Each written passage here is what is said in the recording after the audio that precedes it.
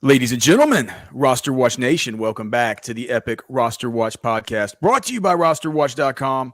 My name is Alex Dunlap, joined by Cody Carpentier for another Senior Bowl preview of the wide receivers here. We are going to be talking today about Devontez Walker from North Carolina and Jacob Cowing from Arizona. Two guys. I'm interested to see what Cody. I wouldn't. So I did Jacob Cowing. Cody did Devontez Walker. Kind of interested in what Cody has to say about Walker. I'm not sure my exact feelings on the guy. But if you missed the first one that we did on Xavier Legette and Brendan Rice from late last week, make sure and check that out. We're going to try and crank these things out coming up into the Senior Bowl and the Shrine Bowl. At least weekly, and hopefully we'll get to where we're doing it kind of bi-weekly to make sure that we have profiles of all these guys done before we actually get there. Then we'll start turning our attention to some of the other guys who get invited to the NFL Combine who might not have been invited here, and of course then the underclassmen.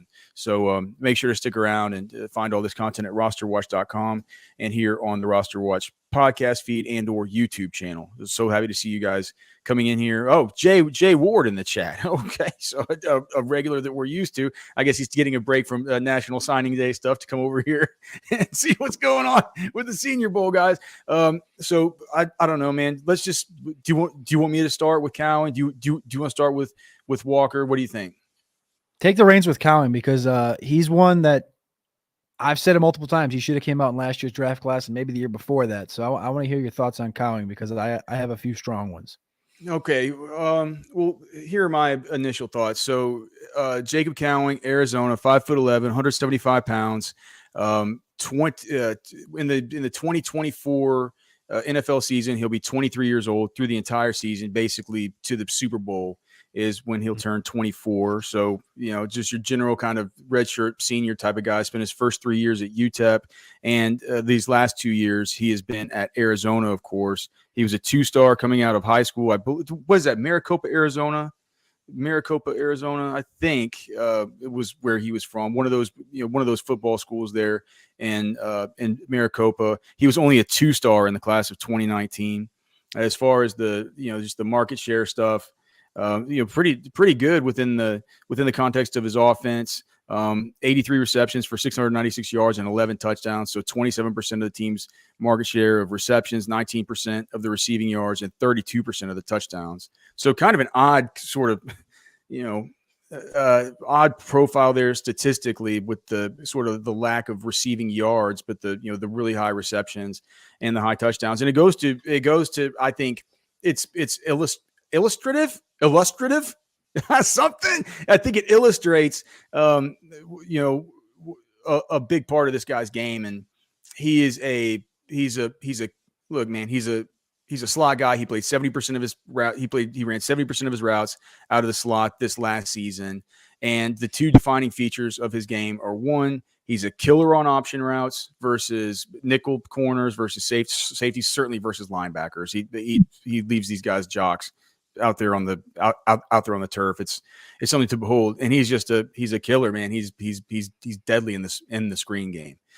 So it adds to a whole lot of lower than average depth of target type of throws, those kinds of targets for Cowing. But he's a guy who I have trouble with him, Cody. I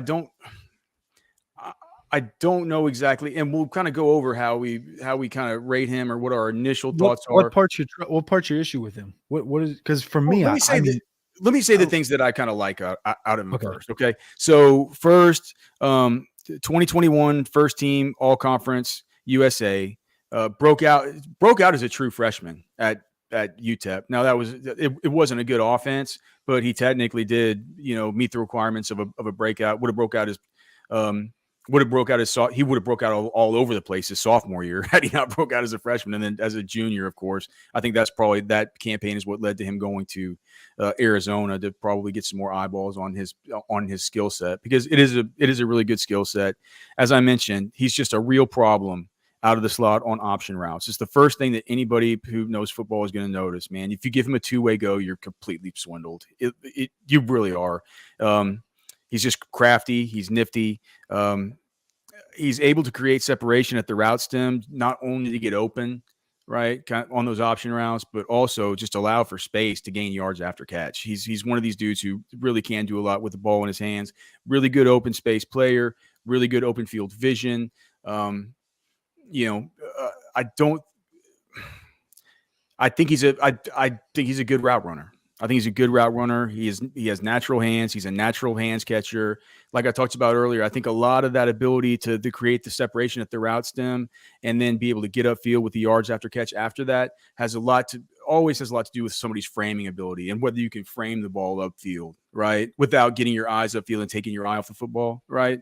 They sometimes say, he took his eyes off the ball because he was looking to where he was going to go. That isn't what Cowing does, but he frames the ball upfield and looks it in. He's a really natural hands catcher, really natural framer of the football, but frames the ball in the way to take his body and his momentum upfield.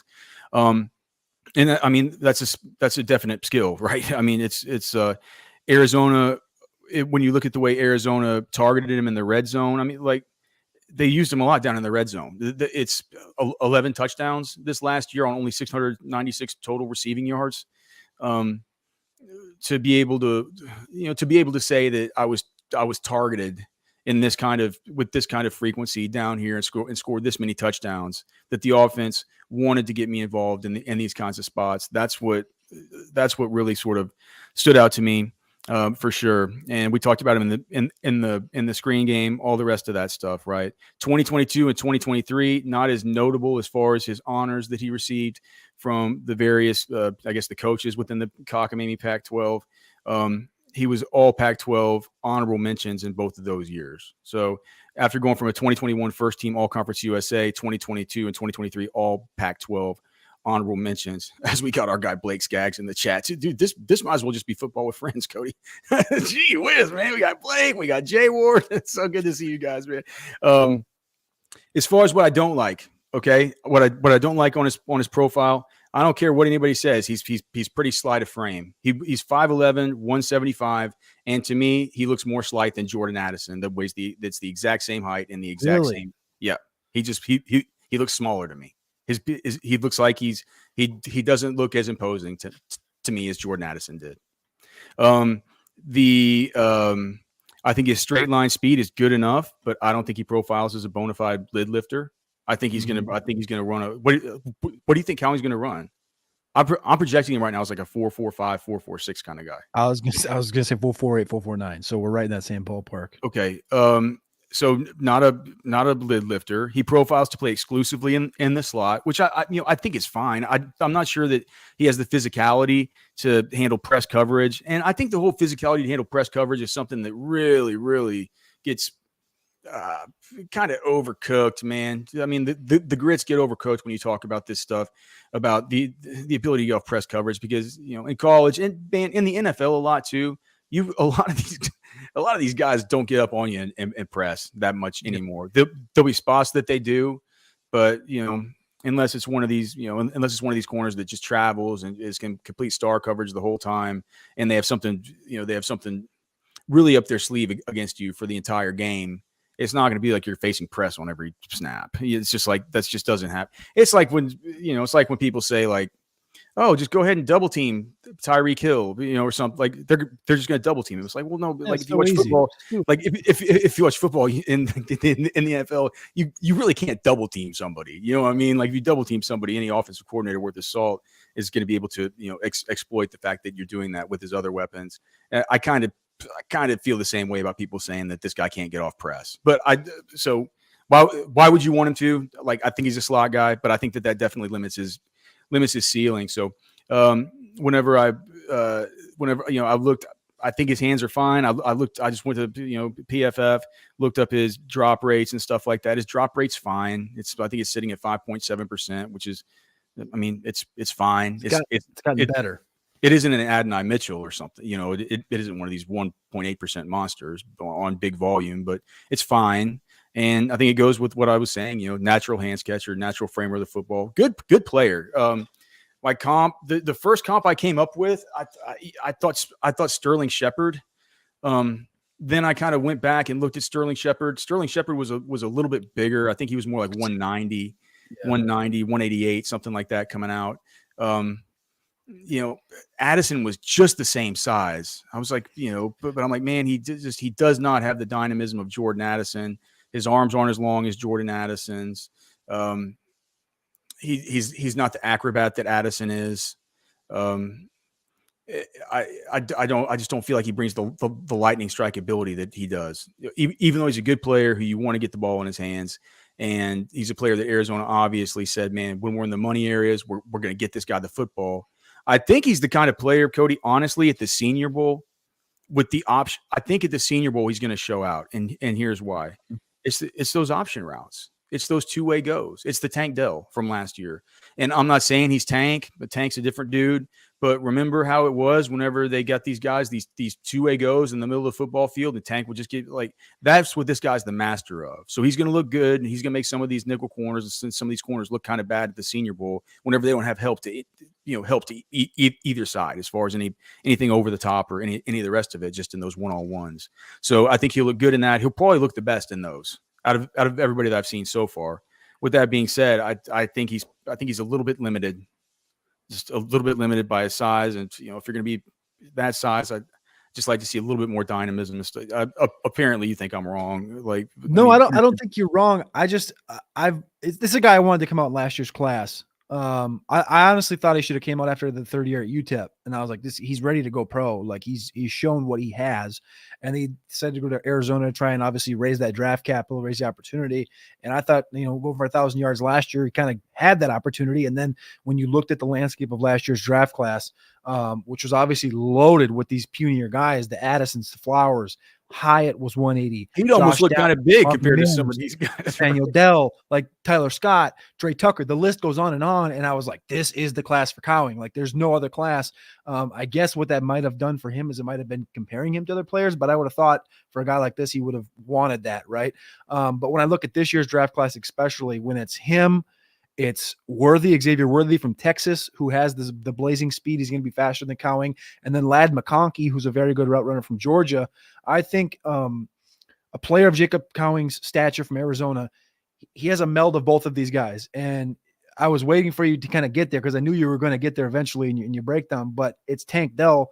It's this year's Tank Dell. And some people are going, it's going to be pretty hard to bet on this guy being Tank Dell because, Tank Dell goes for 1,000 yards. He's so good off the bat. But Cowing is a guy that when you look at what he's done in college so far, he's had 500 plus receiving yards every single year, 550, 960, 690, 1,300, 1,000, 700, whatever, on and on and on, 80 plus catches. And when you do go over to PFF, and I'm looking at the yak, right? 471 yards of yak, 6 per reception. You look at his career, he's got over 4,000 receiving yards, 1,947 yards after catch out of all of that. The drop rate got better after better. Earlier in his career at UTEP, he was up in the 16% range, and he went to 8%. Yeah, wow, man. Well, that's why he's so good at framing that thing and getting upfield. He's focused on it. He's been working. Given a dedicated focus. And I love seeing that trajectory, of course, right? The A-dot, however, he showed earlier in his career 15, 17 yards average depth of catch. Now it's down to like 5.96 in the 8 area because it's been working around there the last 2 years in Arizona. I think it's a meld of Josh Downs and Tank Dell, right? We talked about what do we talk about for speed? You said 4.44, 4.45. I said 4.48, 4.49. I think Downs ran a 4.47, and I think we had I think Tank Dell ran an unofficial 4.51 at the combine, but there was people we talked to that had him at 4.44. So it's a meld of those two guys. I don't think he's slighter than Addison. That version I will argue with you with. I think his lower half is stronger, more sturdier, and a little bit shorter than Addison. I think Addison's got a long lower half, which makes him a little more lanky, but I think Downs is a mixture of I think Cowing has a mixture of Downs and Tank Dell. And just like you alluded to, I think the Senior Bowl is the A1 steak sauce situation for Jacob Cowing to build a resume in this draft class, being that we just saw how successful that this past draft class was in 2023 with these undersized cats. And it's going to be like him. And we already know about Worthy, right? Worthy has that long speed, that one trick ability, among other things. We'll talk about Worthy at a later date. But then it's also like it's Ladd McConkey, and then it's a drop multiple tiers down before you get to another guy of this stature, and they don't have these abilities. So I really like Cowing. Like I said, I thought he should have came out a couple years ago. Do you have any question? This one's for me. Is is about him staying in school. Like, I know he transferred and continued to excel and had back-to-back 80 catch seasons at Arizona, but being that 5th year, does that worry you at all? No, I mean, I think it's fine. No. I just think that as I'm kind of looking at some comps and stuff that I'm going through just for some of our older rankings stuff, I'm looking at 2022, and I mean, he profiles a little bit like Jahan Dotson. It's about the That's a same good size. one. I could see that being a comp. You know, I'm not sure he's a round one talent, but I think that I might like that, because I was saying maybe a Sterling Shepard mixed with a Jordan Addison. Doesn't that feel like a Jahan Dotson? I mean, that kind of feels about right.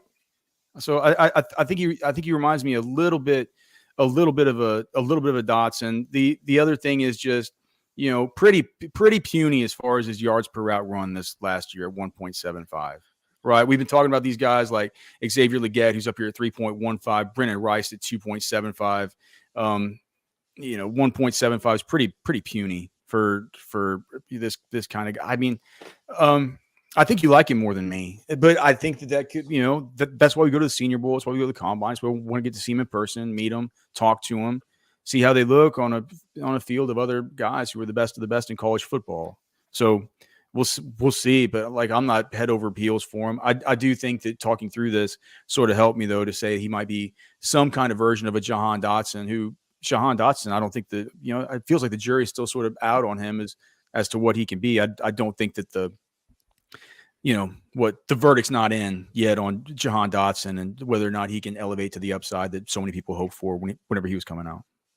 I will say, as we are plugging these guys into our staff rankings, I put so far between Brendan Rice, Xavier Legette, and Jacob Cowing. I know there's only 3 dudes in there, but I put him below Rice and ahead of Xavier Legette. So that's where I came. I think that'll change after the Senior Bowl, man. We'll see. Maybe Legette will come and be one of these dudes.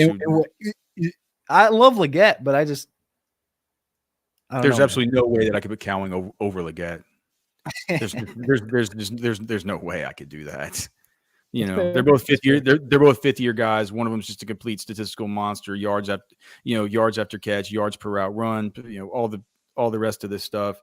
And he's probably gonna run a tenth of a second faster as far as his 40 while he weighs 50 pounds more. So, I mean, anyway, so that's where I'm at on Cowing. Gonna be tough. As far as Walker, I can tell you, just like, I didn't write down any of my thoughts about him, but whenever I watched him, you know, I think he's somewhere like 6'2" or 6'3", but you know, leggy, high cut, right, slender, but I don't think he's necessarily terrible as far as his BMI. He looks good to me. Looks like he can catch. Looks like he's somebody who can go up and get it as far as on the sidelines with contested catches, but he can also get open on post routes and stuff like this. I'm not sure he's going to run by everybody, but he looks effective to me. Whenever I saw him, I said, dude, he honestly, and this might be terrible, but it really reminded me of a mix of not Justin Ross from his freshman season, but maybe later career Justin Ross at Clemson mixed with some of the good Romeo Doubs Nevada highlights, right? Before we got to the Senior Bowl and saw Romeo Doubs and didn't think he was as good. As far as the body type, he reminds me of those kinds of guys, and I feel like he could be used in similar ways in the NFL.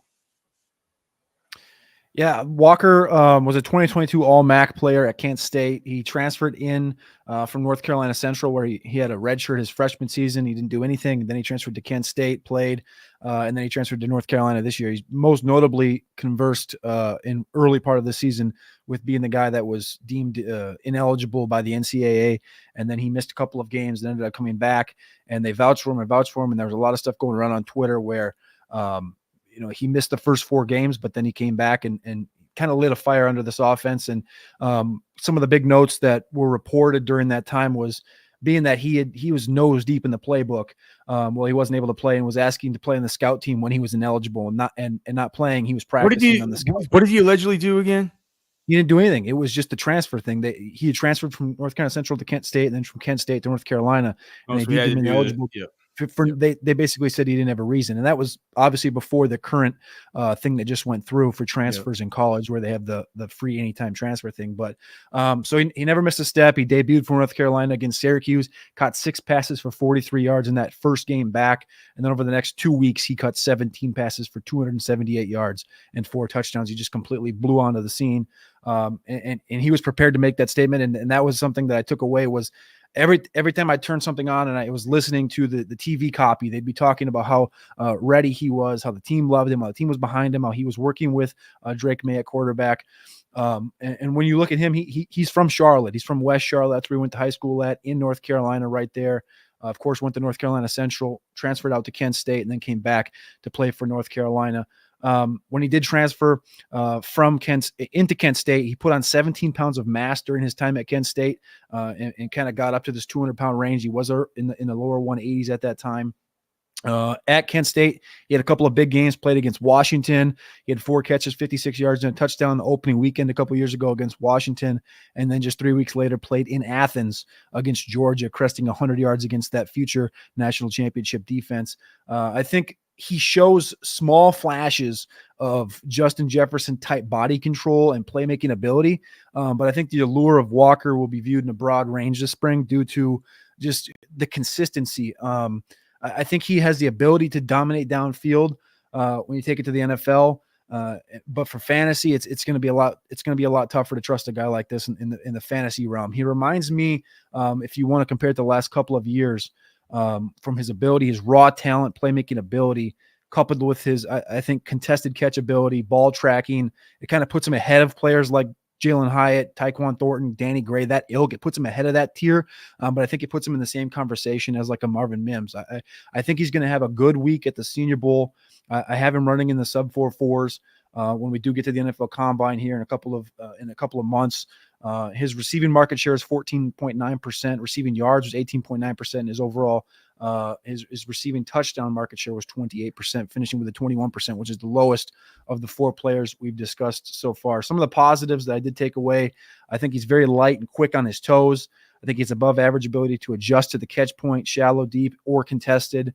He's willing to block. He'll hustle the boot, but when the ball's not going to him near the line of scrimmage, he's kind of one of those guys that just if he knows the run's going to the opposite side, he's not really going to sell much, which does kind of it irritates you when you're watching it because you love the guys that even on the backside, and sometimes it can be looked in the opposite. But like George Pickens, DK Metcalf, like they're gonna at times just be overly aggressive even when the thing's not going towards them. I think he has an elite ability to move with the quarterback in scramble situations. Strong hands, late hands. They've used him in jet motions to create openings. But I do think he has a slender lower quarter. That's one of those things that comes with these longer guys. Like it always reminds me of like Jerome Simpson. You talked about Addison a minute ago. He lines up predominantly on the right side of the line of scrimmage. 89% of his routes were lined up on the right side. And kind of like what I mentioned before, he doesn't really sell routes if the thing's not going to him or if the ball's going the opposite direction. And he's definitely not able to break many tackles at all. It seemed like every first defender was able to take him down. So he was a 3-star coming out in 2020. And I think he's a good player. I think he's gotten a lot of hype due to those big plays that he's made with Drake May at quarterback and that he made at Kent State at a lower level of football. I have a Jeremy Maclin meets George Pickens type of a situation, but obviously those two guys were hyper talented when it comes to that. I think that's more of a play style comp. That's kind of how I roll with these comps, is more of a play style than it is like I think this is what he can be. So that's why I lean more towards a Maclin and a Pickens. That's kind of what I visualize when I watch him play. He broke out at 21, which was his redshirt sophomore season at Kent State.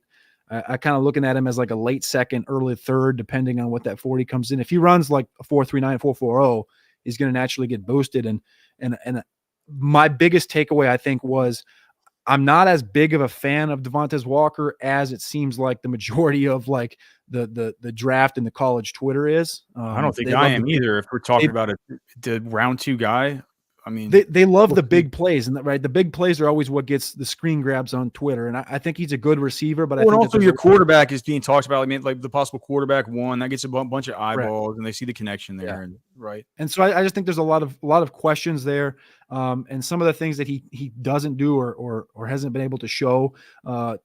to this point worry me. I think he's got a rather lackadaisical intermediate route tree with limited movements inside of it.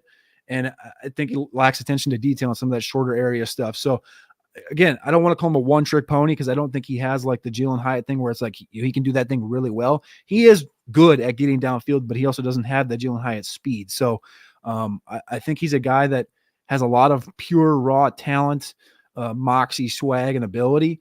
But I think that he needs to go to a team that is kind of going to embrace that. Like a team, I don't want to say like, it almost feels like the Steelers. The Steelers are good at taking these guys and kind of molding them into being a good receiver within that first year. Like you saw Deontay come out of Toledo. Obviously Pickens had his ups and downs, and then he came out of Georgia and was really good. And even you can always go back to AB and stuff like that, but like they've been pretty good. This is just a guy that really seems like he would fit that situation. So, but yeah, I came out with Macklin and Pickens as my play style comps. What do you think about this? All right, so there you have it. There's our initial breakdowns. There's certainly more to come. Make sure you stay following us here on the Roster Watch YouTube and on RosterWatch.com, as we'll be broadcasting live from the Senior Bowl and from all the events. And like these evaluations are sure to change, but we got to get the primers done, man. We got to at least know what we're talking about before we go in there to evaluate. I'm just going to go through this list going back to say 2019. I'm just going to click through these things. So let's just start with Walker. And I'm going to find guys who are just look similar to me physically, right? First and foremost, I'm just going to say I mentioned a minute ago with Cowing. Walker, I have at the bottom of the list of 4 that we've done so far. Who do you like better as a prospect? And just think back to them as a prospect. Van Jefferson out of Florida or Walker? Walker. Okay. What about I was looking at 2021. The one that seems similar to me. What about Seth Williams out of Auburn? That's a good one. Yeah. I'm gonna go Seth Williams. Kind of the same ilk. Very much a guy that has the talent, has the raw talent, has the abilities. He's not overly fast. Got that big playability. I think that's a very good. That's a very good one to line up next to him. What about Joshua Palmer from Tennessee? I would lean Walker. Okay. Let's see. 2022. There was one in here that I saw that was kind of. How about versus Jalen Tolbert?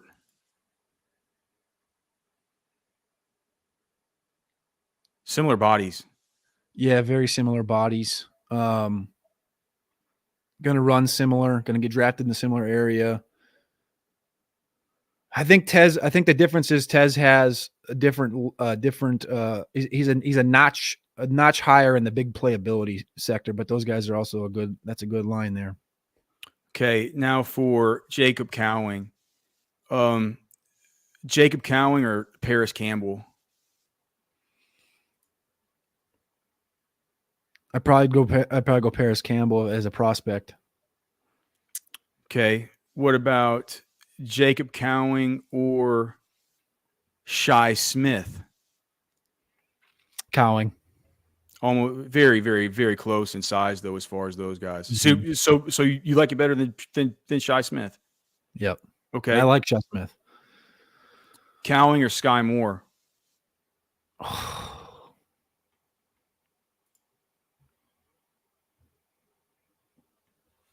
I was really high on Sky. So I mean, if you can't you can't use hindsight bias, you have to go back to what you had. I think I would end up with Sky higher. I think I know this. I mean, Cowing or Jaden Reed? Jay Reed. For sure, right? I think these are really good. These are Paris Campbell and Sky Moore putting in there. People have to remember as prospects what these dudes were. Paris Campbell coming out of Ohio State, 1,000-yard season, run that 4.3. Sky Moore, he was very much propped up high. I think the Sky Moore one's very much in line with Cowing, but I think Cowing brings a different ability to the field. Much more pro ready when you do look at it in hindsight. The Reed one, though, you definitely take Reed.